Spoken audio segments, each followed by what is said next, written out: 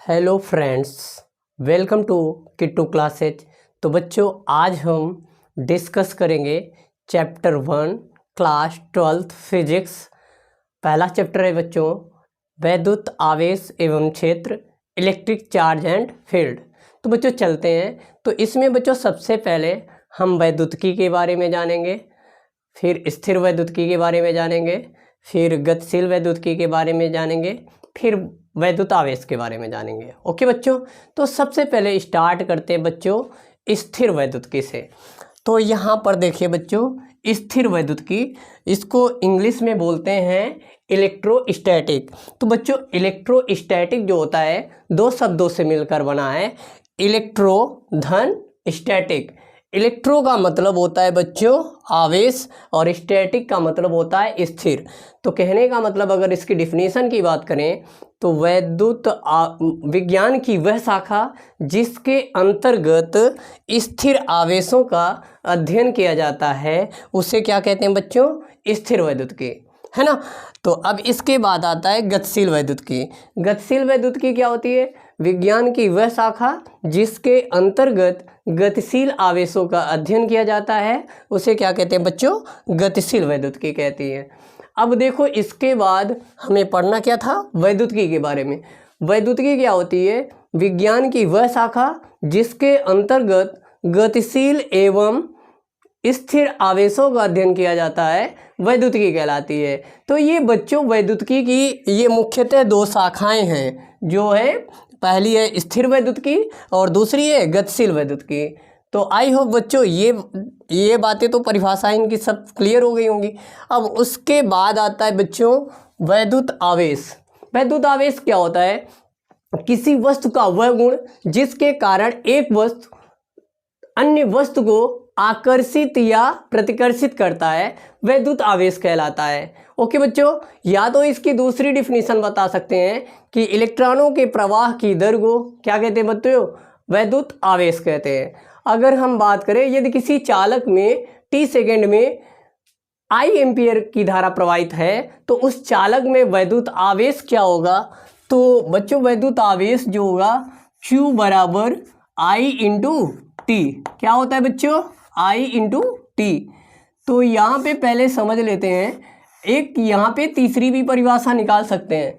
कैसे? यहाँ पे देखो Q बराबर I इंटू टी। तो यहाँ पे I क्या है? विद्युत धारा है और T क्या है? समय है। तो विद्युत धारा तथा समय के गुणनफल को क्या कहते हैं बच्चों? वैद्युत आवेश कहते हैं। वैद्युत आवेश को किससे प्रदर्शित करते हैं? Q से। अब बात करें इसके मात्रक की बात करेंगे तो विद्युत आवेश का जो SI इकाई है बच्चों क्या होता है? कूलाम होता है। क्या होता है? कूलाम। या तो बात करें एम्पियर सेकेंड। यहाँ पे देखिए विद्युत धारा का मात्रक एम्पियर और समय का मात्रक सेकेंड, तो इससे हो जाएगा एम्पियर और एम्पियर सेकेंड। राइट बच्चों। अब इसके बाद अगर हम बात करें विद्युत आवेश का सीजीएस मात्रक, तो विद्युत आवेश का जो सीजीएस मात्रक होता है बच्चों फ्रैंकलिन या स्टैंड कूलाम होता है। क्या होता है बच्चों? फ्रैंकलिन या स्टैंड कूलाम। और विद्युत आवेश कौन सी राशि होती है बच्चों?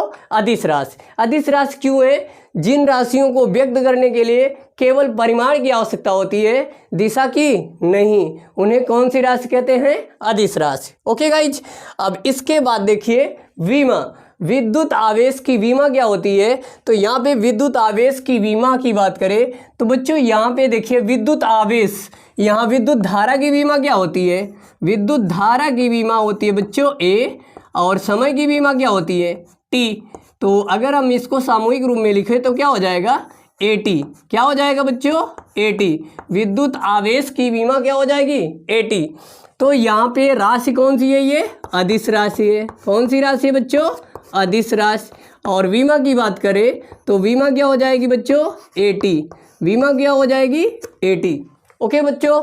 अब यहाँ से देखिए, और विद्युत आवेश का सबसे बड़ा मात्रक, विद्युत आवेश का सबसे बड़ा मात्रक होता है बच्चों फैराडे। क्या होता है? फैराडे। विद्युत आवेश का सबसे बड़ा मात्रक क्या होता है बच्चों? फैराडे। और अगर बात करें एक फैराडे बराबर कितना होता है, तो एक फैराडे बराबर होता है बच्चों 96,500 कूलम। 96,500 कूलम। एक फैराडे बराबर कितना होता है बच्चों 96,500 कूलम। और विद्युत आवेश का सबसे छोटा मात्रक क्या होता है बच्चों, फ्रैंकलिन होता है। क्या है, फ्रैंकलिन। और अगर बात करें बच्चों इस सूत्र को याद कैसे करेंगे हम लोग, तो यहाँ पे देखिए किट लिखा है, QIT यानी किट। जब हम लोग बटन दाबते हैं तो किट किट की आवाज़ आती है। या तो बच्चों इस तरह से भी इस फार्मूले को हम लोग याद कर सकते हैं, क्वीन माने होता है रानी, क्वीन माने बच्चों रानी, और आई माने समय, आई माने आई, टी माने समय से, रानी आई समय से। ओके गाइज, अब इसके बाद हम लोग डिस्कस करेंगे किस पे बच्चों, वैद्युत आवेश के प्रकार के बारे में। वैद्युत आवेश के प्रकार के बारे में जानेंगे।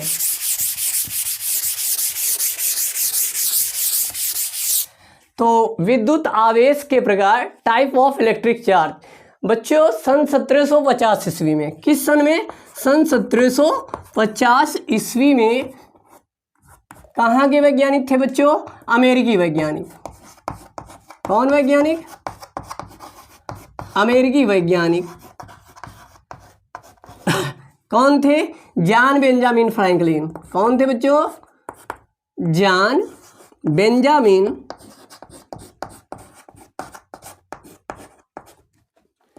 Benjamin Franklin.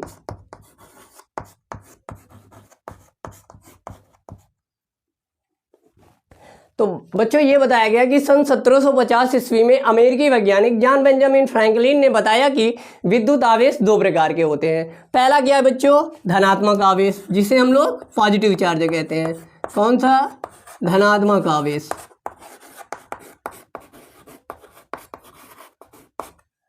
और धनात्मक आवेश को अंग्रेजी में पॉजिटिव चार्ज बोलते हैं। तो धनात्मक आवेश क्या होता है बच्चों, किसी वस्तु पर धनावेश उसकी सामान्य अवस्था से इलेक्ट्रॉनों की कमी को प्रदर्शित करता है। बच्चों ये न्यूमेरिकल में काम आएगा। यदि किसी वस्तु पर 15 इलेक्ट्रॉनों की कमी है तो वहाँ पे कौन सा आवेश होगा, धनात्मक आवेश। यदि पूछ लिया जाए किसी वस्तु में धनावेश है, वहाँ पे इलेक्ट्रॉनों की कमी होगी या अधिकता, तो क्या बताओगे, इलेक्ट्रॉनों की कमी होगी। ओके गाइज, फिर उसके बाद हम लोग जानेंगे ऋणात्मक आवेश। क्या बच्चों, ऋणात्मक आवेश।